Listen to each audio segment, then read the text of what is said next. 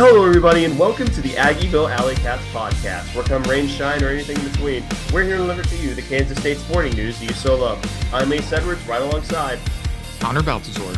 And welcome to this week's exciting weekly recap. We're going to be covering a little bit of women's catsketball recruiting, a little bit of men's catsketball to the NBA, a little bit of NFL update, and then, of course, the Batcats. So let's just start from the very top with the newest member of the K-State family, at least in terms of women's basketball, and that is the former four-star high school recruit and now Louisville transfer, Imani Lester, who is a 6'4" center. And first off, we're just stealing all of Louisville's team, basically. Like we're stealing all of their depth pieces, which I like that actually, because Louisville was a pretty solid team. Not just last year, but consistently. They were like a 3 or 4 seed, I think, this year in the NCAA tournament, and they had one of the best point guards in the country who transferred to LSU, which LSU is just like ransacking every good program for all their best players right now. And I really dislike seeing Kim Mulkey succeed at anything, so it's kind of a shame, but it was bound to happen. But yeah, Louisville's had a lot of transfers out, which has been kind of weird. Even stranger that we've gotten 2 of them. Because Walker made sense because she's from Wichita. This one feels a little bit out of left field, but maybe Zina Walker put in a good word for us. Yeah, that definitely feels like what it could have been, but I really, really like this pickup. And the main reason why, I'll let you kind of talk about her game more holistically, but the reason why I like her as a transfer pickup is because we did lose Taylor Lauterbach to the portal. And Imani Lester is listed as a center, and we needed another depth center, basically, because last year, like, this team wasn't bad, but you could tell that they were missing something. When your main person driving into the paint is Gabby Gregory, don't get me wrong, she's not terrible at it, but that should not be her game. Like, that she should not be your primary scoring option in the paint. So we missed Ioka Lee. Now Yoki's back, but she can't play all 40 minutes. Not at that. No, she can't play that at that size. So you just pick up a really solid depth center, Imani Lester, who has, I think, 3 years of eligibility left, 2 or 3 years of eligibility left, who can step in and obviously not be Ioka Lee, but it's not as drastic a drop off as we've seen before. Yeah, I think she actually has 4 years of eligibility because she was a class of 2022. But she just redshirted this past year. And so she has not played a minute of college basketball, but she was really good in high school. She was 57th nationally. So there's at least some inherent talent there. And she has a very diverse skill set as well. She isn't as powerful as Ioka Lee in the post, although few are. So not really a fair comparison there, but she does have a lot of touch. She's probably more agile in the post than Ioka Lee is. She moves a little quicker. She's not as big as Ioka Lee, so some of that's a given, but she's still quite athletic, all things considered. A solid ball handler, not so much with her left hand, but she, at the very least, can bring the ball at the floor and can kind of move the ball in transition. Like, she's not like do not throw the ball at this person in the open court type of player. Like Ioka Lee is that. Like, she's just not gonna ever be like that person. But she also has pretty good perimeter game as well. She's a pretty good spot up 3-point shooter. So adding that to the point where we could potentially have like 5 players in the court at the time that could theoretically take a 3 and make it at like at least high 20s percentage. That's pretty enticing.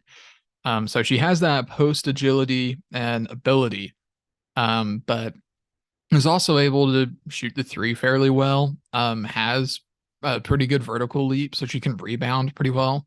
So I'm really interested to see what she can bring to the floor in that regard.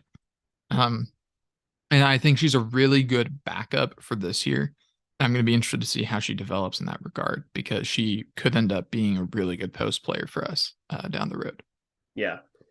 I think just the team that Mitty has constructed next year, it is, we've talked about it a lot. So not to sort of beat that horse. It's going to be a really good team.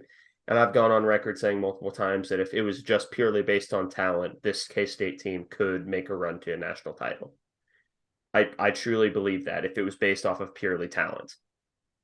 I think that the floor talent wise, like the worst a team this talented should do is probably Sweet 16. Yeah. I think a team with Gabby Gregory and Aoka Lee on it, as well as Serena Sundell and the Glenn twins, and throw in Eliza Mop in, like, and all this talent we brought in through the portal as well as through the high school ranks, and then Terrence Sides, who knows how much we'll even see her this year. Um, there's a lot of pure talent on this team. It remains to be seen how far they'll get, but they're good enough to actually make a run in the tournament. So we'll see. You were about to say something. I may have interrupted you. No. That's basically what I was going to say. The I guess this is the best place to talk about it. K-State is saying goodbye to one of their coaches who was Otzelberger. That's Iowa State's coach, Iowa State. Otzelberg. No, It's something with Brian an Osterman. Osterman. My bad. Yeah, he's taking the job at Emporia Emporia State, I State. think. Yeah, Emporia State head coach. So congratulations to him. That's obviously a hole we have to fill, and I would really prefer we filled it with a strategist. Yeah, I'm right Really, there with you. really bad. Yeah, because if there's one thing that this team has lacked at times, it's creativity and flexibility with strategy, both offensively and defensively. It's not like a one side of the ball sort of thing, but I think we find something that we really like in the off season, and we're just going to keep doing it until it works. Mm-hmm. And the past couple years, especially when we haven't had a Lee, 90% of our game has been pass the ball around, try and get an open three, or drive to the bucket and try and draw a foul. And it depends. Some games it works really great. Other games we lose by 40 because we're cold. So not really a sustainable strategy.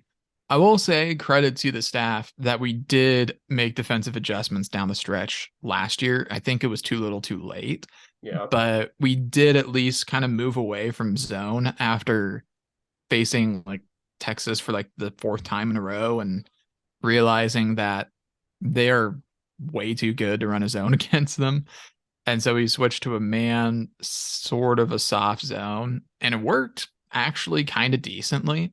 It's just that we couldn't make a bucket in those games. So we have shown the ability to adjust kind of, but I think we need to continue to be open to that as well. And also earlier in the year, but that's kind of been the main issue.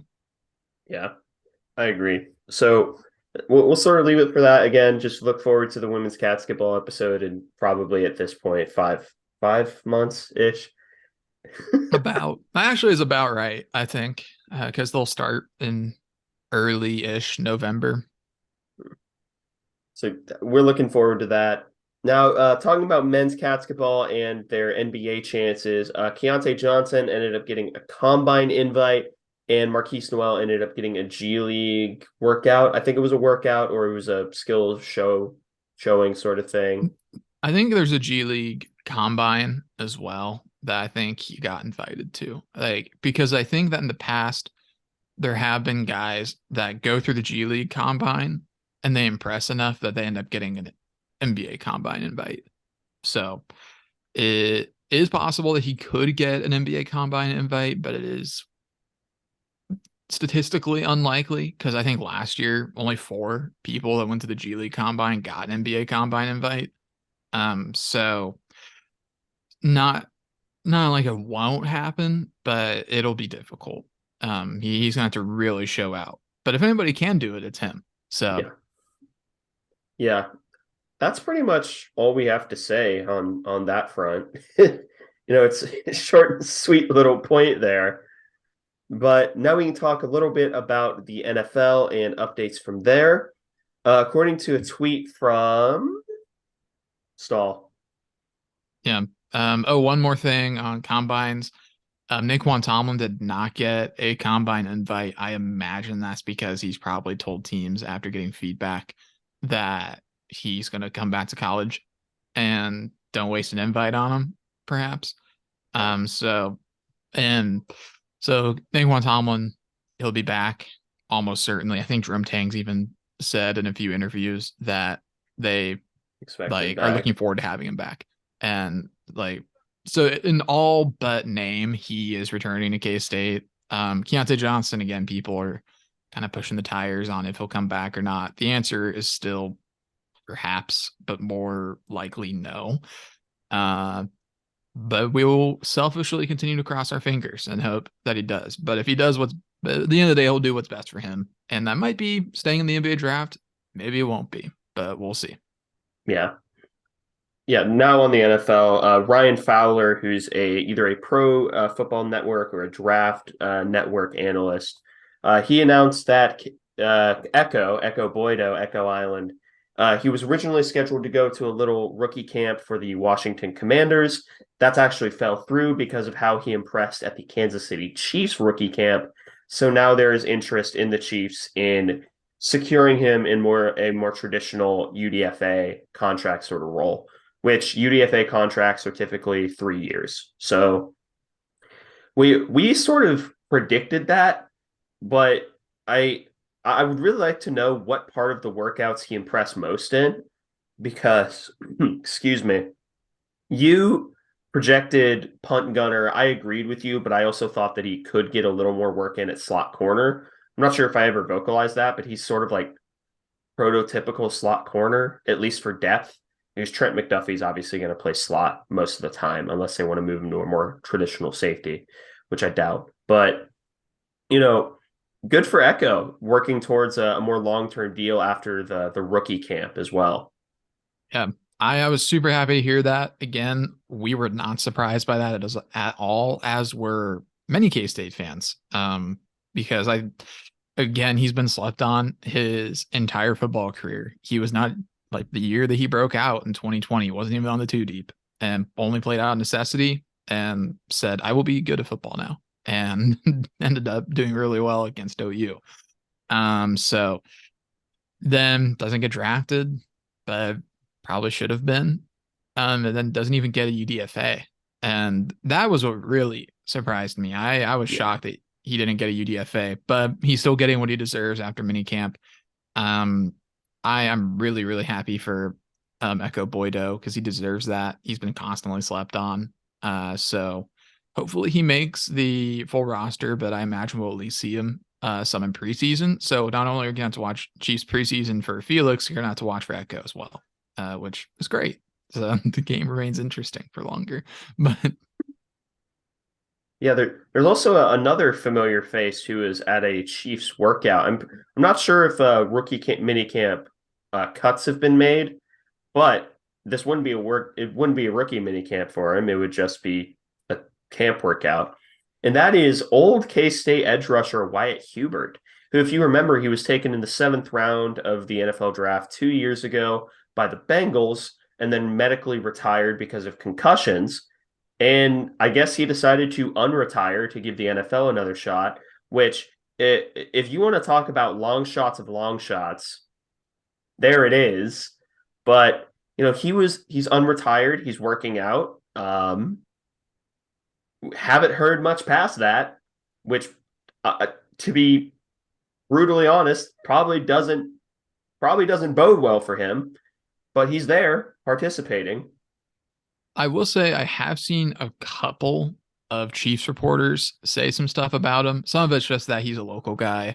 But some of them, I saw one of them, he was up at a podium doing some press and they were asking him like what he's been doing. And he said like the last few months he's been doing like medical sales and was All right. like, I kind of don't want to do this and I want to go play football, which I don't blame him. I'd rather play football than do medical sales as well.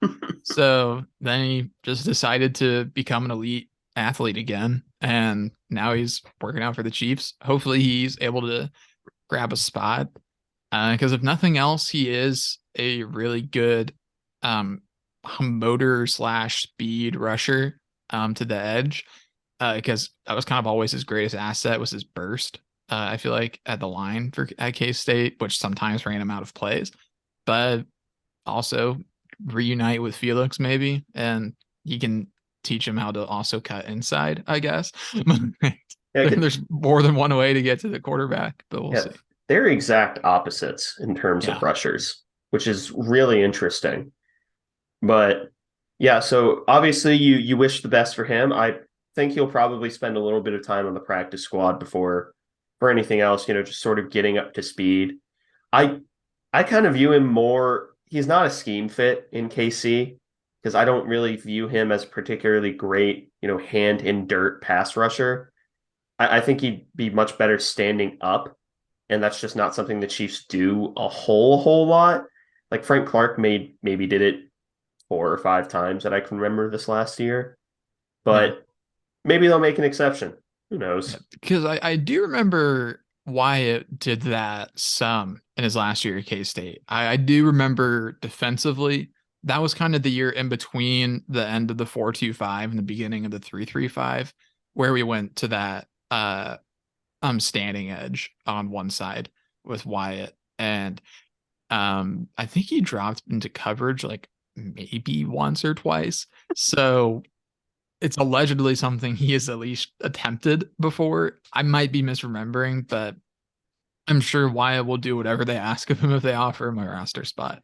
Yeah. So, but I'm very happy for him. I'm glad to see that he's unretired because I was very sad when he retired for the first time because I felt like he had a lot of talent and had something to give in the NFL one way or another. But man, good for him. Regardless, I hope he's able to um, find a way to get a deal made out.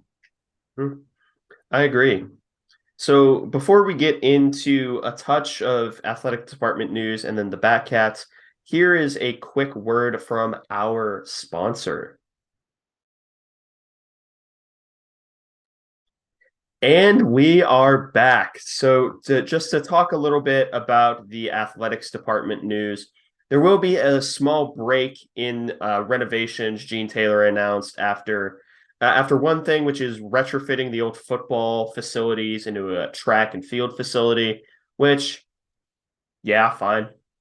But there are a lot of reasons why he would say that. And not a lot of them we really want to slash can go into because, paywalled information, stuff like that. But let's just say that not only is there not much renovating to be done at this point, there isn't much they could do even if they wanted to. Yeah. And I just don't think it makes much fiscal sense to make the updates that they could do right now. Because I think at this point, the main updates that you could do, I think I'll put it like this, the only small ones you could do is like redoing relatively small. Would be like redoing the outside of the volleyball facility so it doesn't look stupid. And then finishing like the first baseline at Toynton. So Yeah, that because way they it's don't like have kind of the because it's like a bit more evened out. Because that was the original plan, but they ended up not doing it all the way. I don't remember why, but they did not do it all the way. put speakers Um, in the student section, please. literally at least one, because like because in One that they had student is section, broken. yeah, in that student section slash GA section, like over down in right field, down the first baseline, you simply cannot hear what Mitch Fortner is saying over the PA. If you wanted to hear a single word that comes out of his mouth, too bad. You don't get Shame. to. That's what you get for sitting in the plebeian seats. So no happiness for you, I guess. But I don't know. It'd be nice if they worked it out. It's not super high on my list of priorities, but if they did it, I'd be happy with that. They may not, and I won't lose sleep over it. Yeah. The only other thing they could really do at this point is like a major Bramlage overhaul. And I think at least some of it would probably reduce capacity. And with how well attended our games and conference play were, they may not want to do that unless they really want to drive up demand and just price regular people out, which that would kind of suck, but it could do that, I guess. But But they yeah, didn't. I'd rather they didn't either because I would like to continue to attend games. So I hope they don't do that. But yeah, they're renovating the facility. If you go on a K-State's website, if you literally go to Google and look up K-State track facility, which I just did, like the second article is that they just announced a new project and they're putting in like new stuff on the interior, a new track. It's a banked track, a new entry, but it looks like they're keeping the outside the same. I hope they at least power wash it because it looks dirty even in the rendering. So I hope they at the very least like power wash it or maybe repaint or something like that because it's definitely seen better days. But I don't know. It makes sense because they're getting out of a Hearn field house, so they kind of have to do it, I think, because the university is gonna do something with a Hearn. Sounds like they're not tearing it down, but something will be happening with a Hearn, and we have no idea. But yeah, that's the track news. We've not really covered track very much this year. I Because we think did it exactly once last year and it it was a was a disaster. disaster. Like you just read the results. I sat like in a little Papa John chair just laughing. Yeah, that was one of the least enjoyable experiences I've ever had on the Oh, show. I had fun. Well, you liked it because there was nothing at stake for you. Um, oh, I guess this is actually useful information. Big 12 championships this weekend, May 12th, 13th, and 14th in Norman. So that's happening. If you really like track, it'll probably be on ESPN Plus. I think it was last year. I did not watch it, but I think it was. And then 2 weeks later, 10 days later, as regionals. So that's the upcoming stuff for track. Yeah, That's it. that's I, it. I, That's all I we got. refuse to go any further. So So now we can talk about the Batcats. They had just one series, and it was up against SEMO. It was a 3-game sweep. We said it had to be a sweep, so thankfully they did it. It went 2-1, 12-5, and then a 10-0 run rule in the seventh. The first game, like all, you'll notice a theme that all of these games were really quick. The first game was only 2 hours. Second game was 2 hours 44, so that's average. And then the last game was an hour and 56 minutes. yeah, granted, it was only 7 innings. Yeah, still. But still, it was a quick one. But especially that Friday game because it went the full 9. That game felt really fast because nobody was hitting. 9 hits combined in the entire game, only 3 runs combined. So, and a lot of hits in early counts. But like there was not much going on. SEMO only threw 99 pitches in this game as a team. And we only threw 118. And some of that is, of course, we had to pitch one more inning than they did. But regardless, yeah, super oddly fast games on Friday and Sunday. Yeah, true. Do you want to take batting stats or hitting stat? Or batting stats or pitching stats? I think I Um, took pitching last week. I'll take pitching this week then. All right, you can go first with that, my friend. Splendid. So Owen Borma had a very good outing, as did anybody who stepped on the mound on Friday. He went 7 1/3, 3 hits, 1 run. It was earned. Hit 2 batters and had 1 walk and 4 strikeouts. So really, really, really, really good start for Borma. He's 6-1 now. I think wins and losses are kind of a stupid stat, but Yeah. it's a stat that exists, so I'll share it. The only run he gave up was a solo home run, based 27 batters and got 17 flyouts and groundouts out of it. Only went 88 pitches. So he was very, very effective. Then Tyson Neighbors came in and pitched an inning and 2/3. 1 walk, 4 strikeouts, 30 pitches, took care of business. Not much of a struggle. Once again, Tyson Neighbors continuing to put together a all Big 12, probably All American season. Mm-hmm. He's listed as having 9 saves by K-State. I think the Big 12 has him at 11. Mhm. So I'm going to say 11 because that sounds better. But Tyson Neighbors continues to dominate. That Owen Borma, Tyson Neighbors outing is very reminiscent of the late season dominance of Jordan Wicks and Eric Torres. I think we've said that before. Yeah, we've said that a few 2 times. years ago. Not that they're not the same types of pitchers. Borma and Wicks are very different. Neighbors and Torres are both very different as well. But they do have similar levels of dominance for that Friday start where they're just going to come out and you're relying on getting like 6 to 7 out of Borma and just have Neighbors go the rest of the way and take care of business. So it's nice to have that reliable start. Yep. It's nice to have that reliable, sort of 1-2. And especially now that Neighbors has started going a little bit more than just the ninth inning if we need him to, which I I don't think that was a question before this year, but it's just nice to have it verified that your closer, if he absolutely needed to, could go, 2 innings. So that's Yeah. good to know. Yeah. He even went a 3 um, multiple times. Yeah. Went 3 1/3 against Stonehill. Then he went 3 against Texas and went 3 at UC Irvine. So he's been getting longer and longer outings. At this point, he's got 35 and 2/3 so far this year, and he'll definitely end up with more. Yeah. In terms of hitting, it wasn't much of a day to write home about. Only 6 hits for K-State. They actually had more runners left on than hits. I'll leave that one there. Brendan Jones, 1 for 3. Brady Day, 2 for 2 because he drew 2 walks. Brady Day knows the zone better than most umpires. Kojo drew a walk. And Roberto Pena had himself. First off, Roberto Pena had himself a ridiculous series because it took until the third game for him to not get on base. He went 3 for 3 in this game with a home run. And, Roberto Pena, you kind of expect like 1 for 3, 1 for 4 kind of days.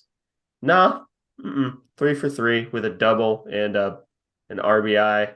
He was the other run. So Roberto Yeah, Pena was both of the runs. yeah. So We won because Roberto Pena existed, and the true. pitching was good. That's pretty much it. It's that simple. Yeah, so Roberto Pena made up half of the team's hits. So yeah, that not much to say in terms of offense. No errors for either side. So we move on to the second game. This one was started by Herman Fajardo. 2 minutes and 44 seconds was the game time. Yeah, right. 2 hours and 44 minutes was the game time. This one had you could argue a little bit more offense, and it's not just because the score was 12-5. Yeah. We saw 3 pitchers in this one instead of 2. Herman Fajardo, he goes 6 innings, gives up 7 hits, 5 earned runs, 1 walk, and 4 strikeouts, 82 pitches. Most of those runs came at the very end of his outing. As I recall, he gave up a 3-run homer in the last inning that he pitched, which was the 6th. So that came back to bite him, and all of his runs given up were off of homers. With that wind coming out of the southwest at 11 miles an hour, it was a warm day, so the ball was carrying. That's for sure. So Fajardo ends up with a not so pretty stat line, but as a start, it actually went pretty well. Ty Rule had one of his best outings in quite a while. 2 innings, 3 strikeouts, faced 6 batters and did not allow any of them on base. So really, really solid outing for Rule. And then Kyler Haney came in and finished things up in the last inning. 1 inning, 1 hit, 1 walk, do some ground outs. And that was it for Kyler Haney. Little stressful, I guess, but we also had a 12-5 lead at that point. So not the biggest deal in the world, but there was definitely a lot more offense in this game. Although Southeast Missouri took the brunt of it, I think, especially when you look at their pitching, because they went through 7 pitchers in this game. Yeah. Suboptimal, I think. Yeah, just a touch suboptimal. Yeah. Yeah, in terms of the runs score or the offense, every single person in the starting lineup got a hit. So, but the highlights of those include a 1-for-4 day from Brendan Jones. Like, oh, he went 1-for-4. Oh, he only hit a grand slam. That was only his one hit of the day. It was a grand slam to deep center. You know, I think he's gotten a reputation at this point for, he'll be slumping, but if you need him in a big moment, he'll be there. Yeah, he's made himself kind of the most clutch hitter on the team at this point, other than maybe Pena. Yeah. Uh, which is weird because a guy Brendan Jones's stature and like Stereotyped role. yeah, like he's the leadoff guy. He's supposed to go out there and steal bases. He's very fast, but he also has 7 home runs this year, so he's got some pop as well. And he also that grand slam also was opposite field. There were a lot of opposite field home runs in this game. Yeah. But Dom Hughes goes 1-for-3. KC, Kalen Culpepper goes 2-for-4 with 2 runs, 2 RBI, 1 strikeout. Brady Day gets a single stat in every single stat line. 1 run, 1 hit, 1 RBI, 1 walk, 1 strikeout, 2 left on base. Nick Goodwin, somewhat quiet, 1-for-4 day. KC also hit a home run, I forgot to mention. And then Cash Rugeley, he ends up going 1-for-5, but getting an RBI and 2 strikeouts. He's been getting colder recently, which it's probably why he slid down the lineup a little bit. Rafael Pelletier, shout out for him being named to the Buster Posey Catcher Award watch list, probably because he claims so many victims on the base paths, but he always does it politely. Canada joke. He went 1-for-3, 1 run, 1 RBI, 2 strikeouts. Kojo, 1-for-4, 1 RBI, 1 strikeout. And then Roberto Pena, once again, he just wasn't going to be retired. He ends up getting 2 hits, both of them home runs, 2 RBI, 4 runs, and then walking. It took until the third game for him to not reach base. SEMO could not figure out Roberto Pena. No, they were having major issues with Pena. His slugging percentage must have been absolutely wild. His OPS must have been unbelievable for this specific weekend.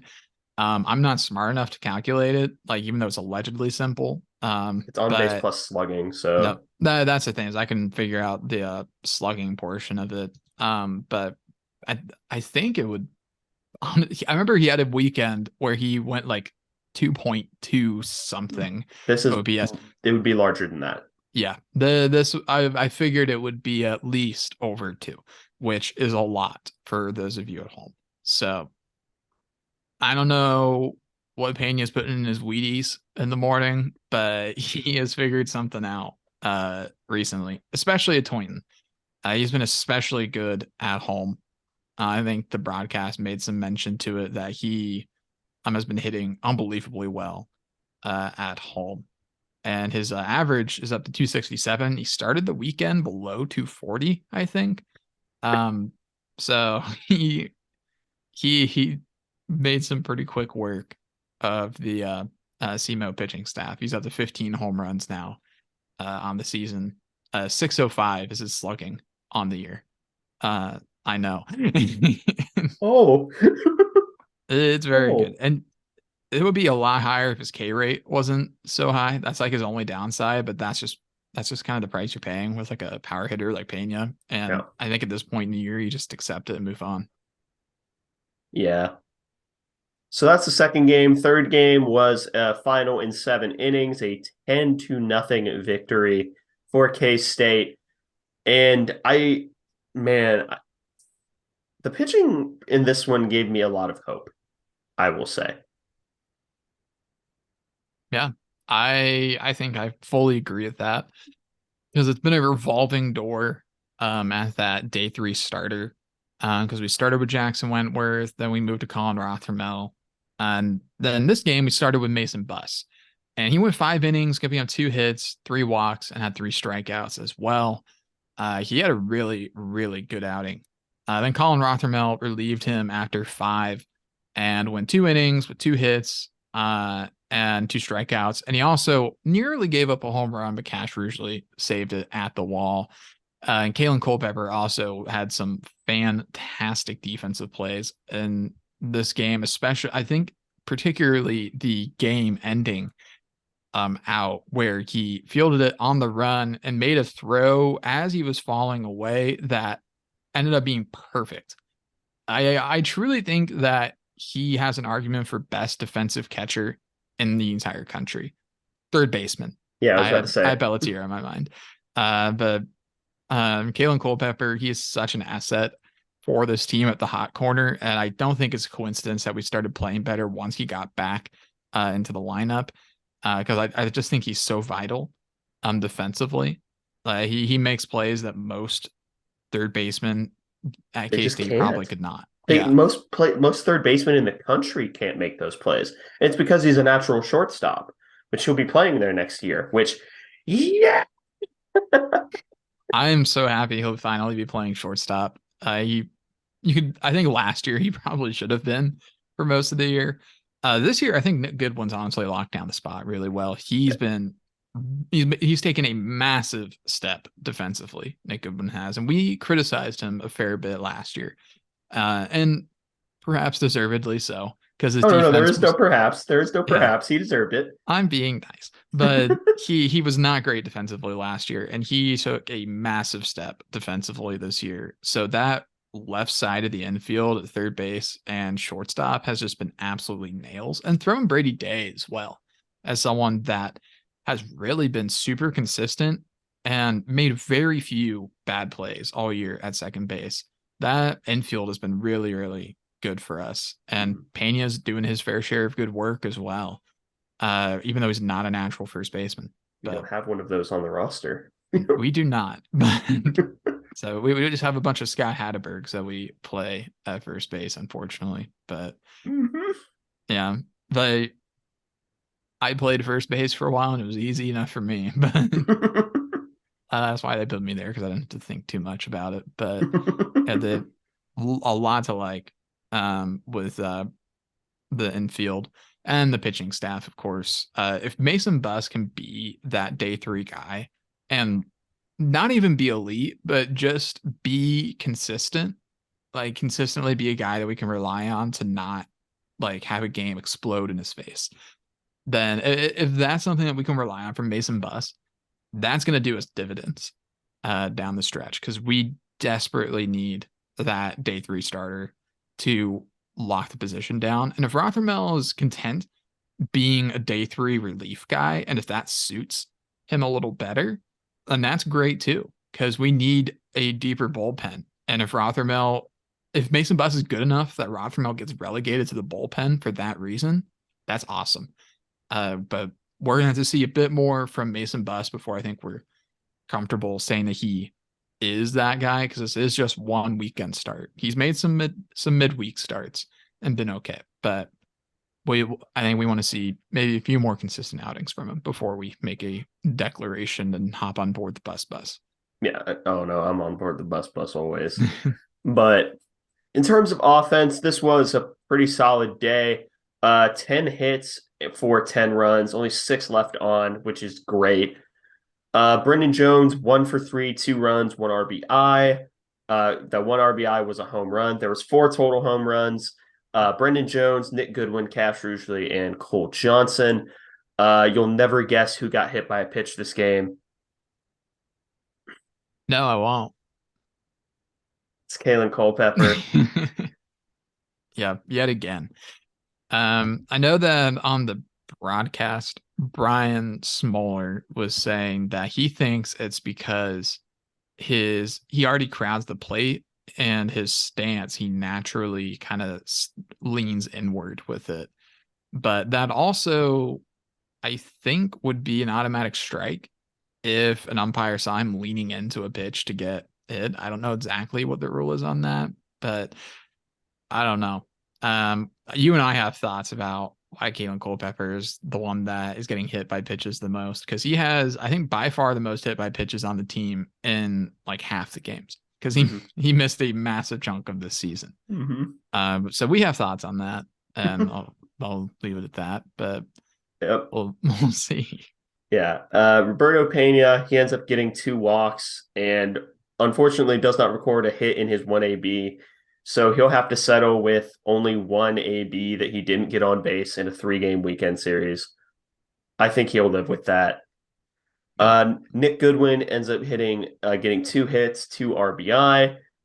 Brady Day collects the exceedingly rare 0 for 3, but does draw a walk. KC goes 2 for 3. Castro usually 2 for 4 with 2 RBI. Kojo 2 for 2 with a walk and 2 RBI. Kyan Lotus ends up pinch hitting for him, and then Lawson Knight, who you know it, we haven't seen him other than in like rare situations where he's just basically a warm body. He hasn't gotten the ball hit to him yet. I have a weirdly good feeling about Lawson Knight, and I can't explain why. Then Carson Queck, he was the DH this game. Finally got to see him have a break out of his shell a little bit. Went 1 for 2 with 1 RBI and also scored a run on a passed ball.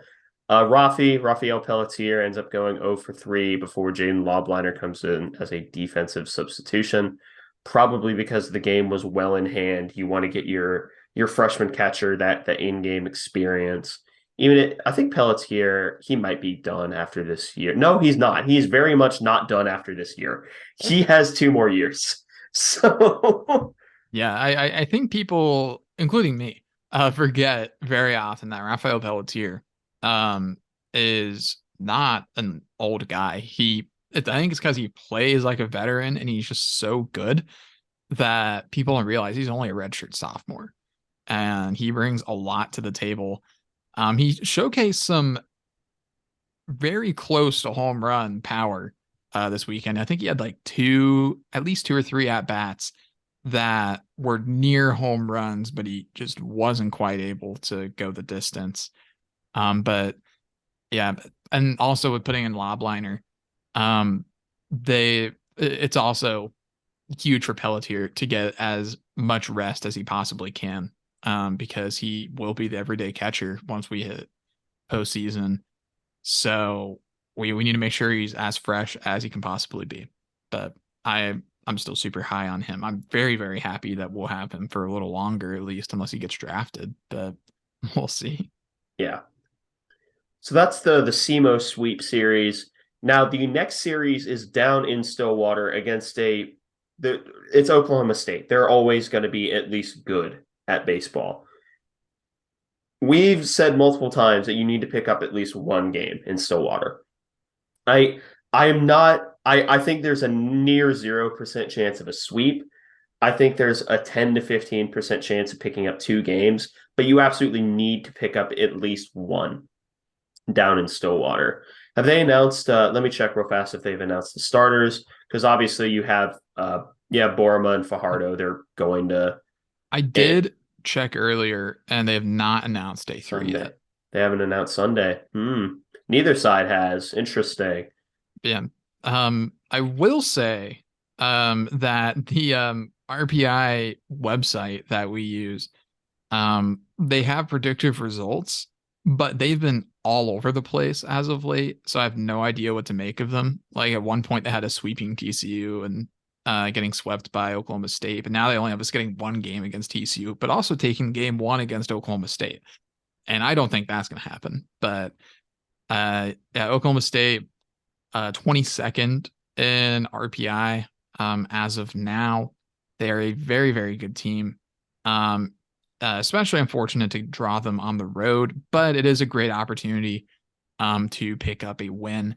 They're 19th in RPI plus, so that'd be a massive win for our resume. I'll put it like this. I think if we sweep Oklahoma State by whatever chance there is, which is near 0, but if we were to do that, I think that we're pretty much a lock. I think just avoiding getting swept and then taking the series against TCU, that puts us at a borderline lock, but not quite. And I think that's probably the most likely scenario. But it's going to be a tense final 2 weeks of this season for the Batcats. Yeah.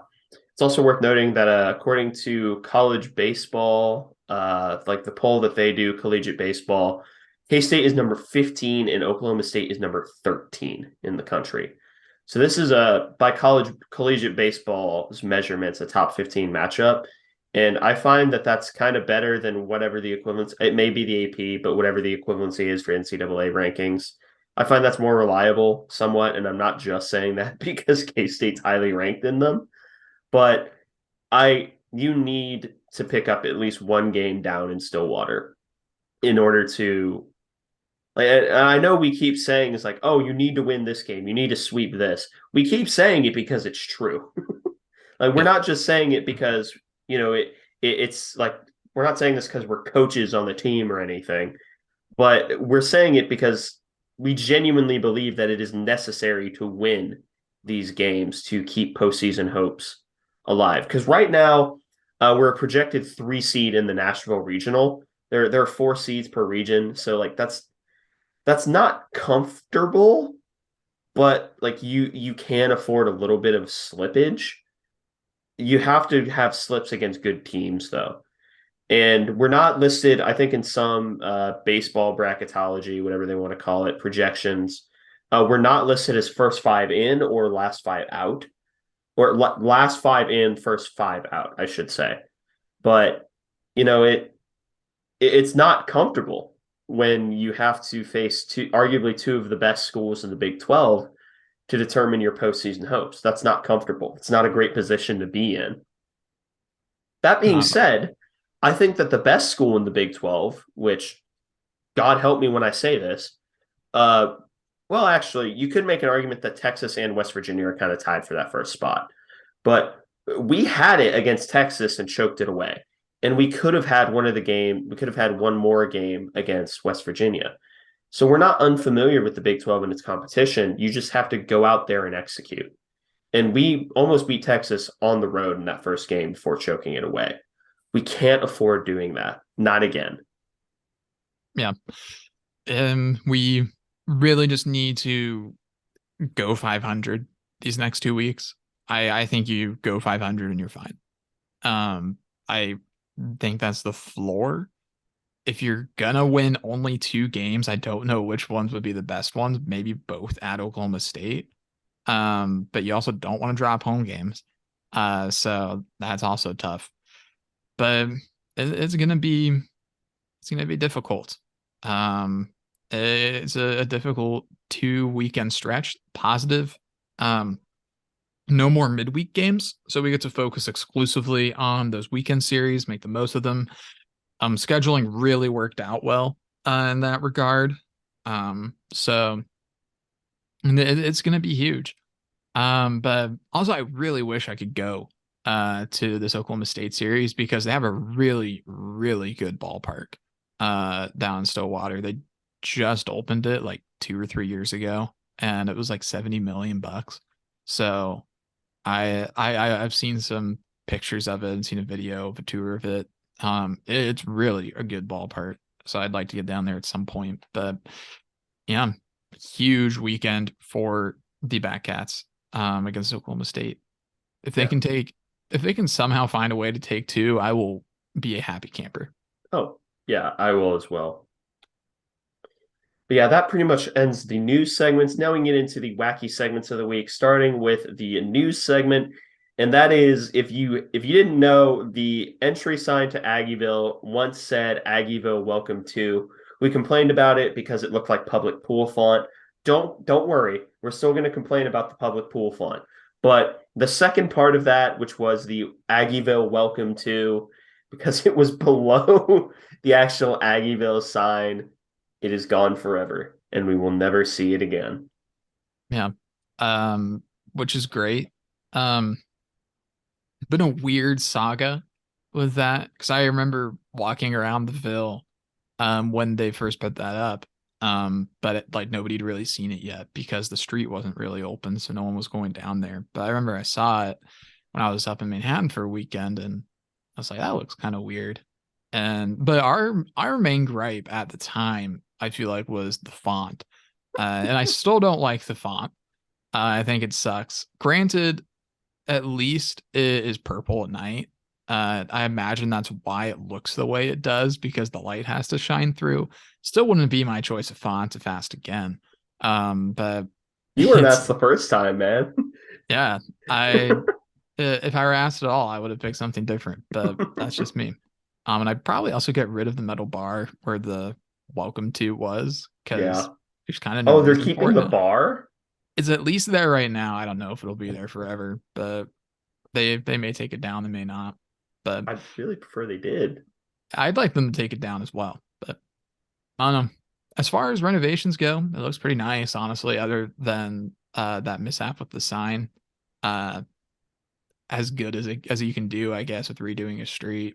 It's not super interesting, but at least to most people. But it's ended up looking pretty good. I'm glad that they fixed the sign, so that way we can kind of leave it in the past. Because of all the things to complain about, even though it did look bad, it is definitely one of the things to complain about of all time. Yeah. Um, so, but glad that we've moved past that era now. Manhattan is growing up as a community together, working through this tragedy as it can grief in private.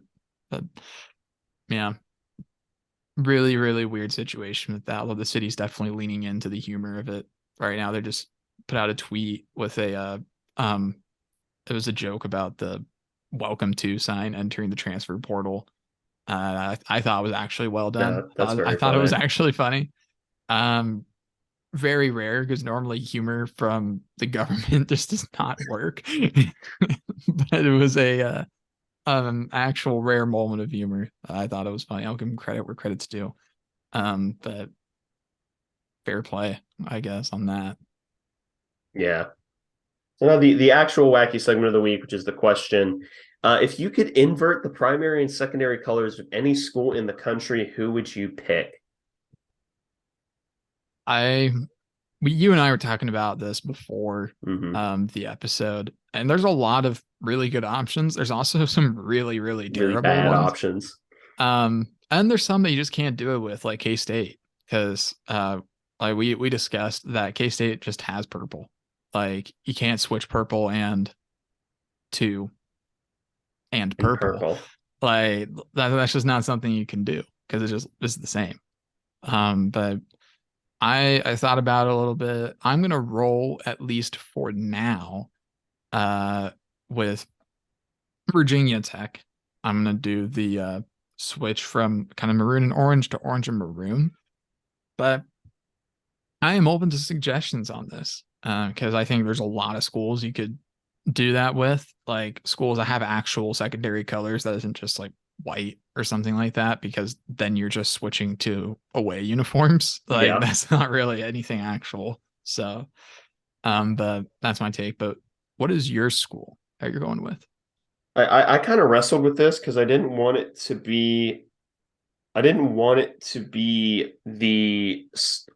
to just be like a red and black school. I wanted it to be a unique color combination. So I didn't want it to be a red and black school because every red and black school on God's green earth has a black and red alternate. They just do. Or sometimes it's their main uniform. Yeah. But so that kind of limited the options. I didn't want to go with any combination of white. Before any Oklahoma fans who are for some reason listening to this come at me, cream Welcome, is I white. guess. Welcome, I guess. Don't be like the Iowa State fans that listened to the episode that one time. Um, Broke the downloads record though. it That- still we has we it. need to aggravate that fan base again so we can make some additional ad rev. I am totally fine with exploiting Iowa State fans for money. But ultimately, what I ended up going with USC because I think gold and red would be a really, really good combination as opposed to the red and gold they have right now. It basically came down to three schools for me, and all of them have gold in some way. It came down to Notre Dame, South Florida, and USC. So we have USC, USF, and then Notre Dame. But so I was picking between gold and red, gold and navy, and then gold and green. Gold and green, I think, would be interesting, but I think gold and red is less experimental and probably ends up looking better. Yeah. They could do the Golden Green in Colorado State as well. True. Oh, yeah, that's right. Hmm. So yeah, I think the red and gold, it's the one unique combination that you could have specifically for USC.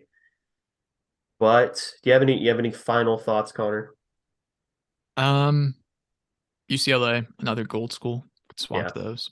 yeah, blue and Washington, I guess. yeah, that's a The good one gold as and well. purple from purple and gold. Mhm. Um, but we could do this for a while, so I'll leave it there, I Yeah. guess, unless you have any more.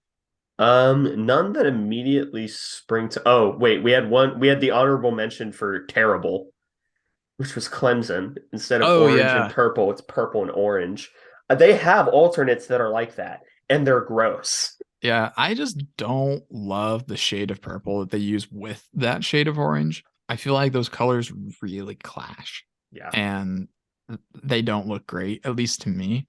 I think that Clemson really likes them because I think they might be like a retro kind of or like a throwback of some sort. That doesn't justify it enough for me, Mhm. but I guess like we look at it the same way that other fan bases kind of look at the two tone, which doesn't make sense to them, but we love it because it's our thing.